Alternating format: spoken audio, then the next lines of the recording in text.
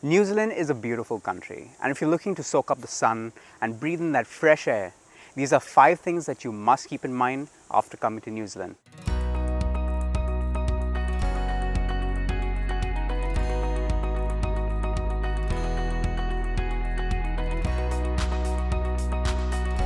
Unlike most Asian countries, New Zealand's customs are very thorough.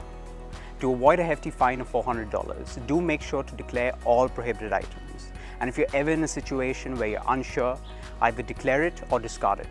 I will be leaving a link in the bio just to make sure that you guys know exactly what goods are prohibited and high risk.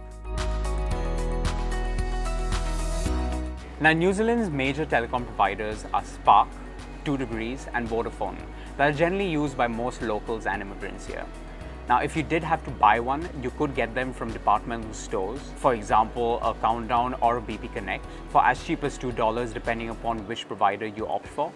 But do keep in mind that you will need to top these up as well. Coming to New Zealand as a student does offer 2 types of accommodation that one could opt for.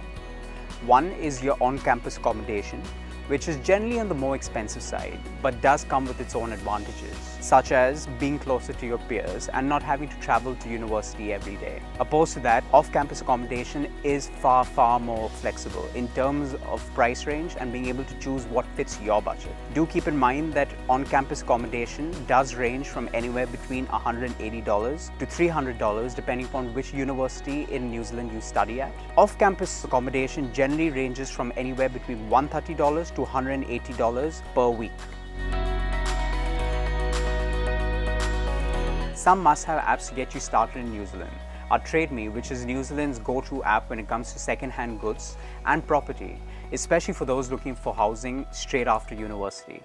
Another good app to get you started is Uber. Believe it or not, it does come in handy, especially if you've had a pretty rough night the night before.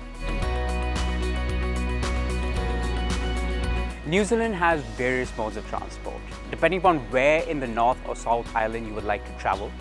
Once you reach Auckland International Airport, you could either opt for the bus service, which is your intercity bus services, and travel anywhere in the North Island for as cheap as $20. Or you could opt for cab services, which are generally more expensive. Or a more cost-effective method, which is your shuttle. You would have to share with other people. If you would like to travel faster or get to a destination quicker, there is always the option of catching a flight.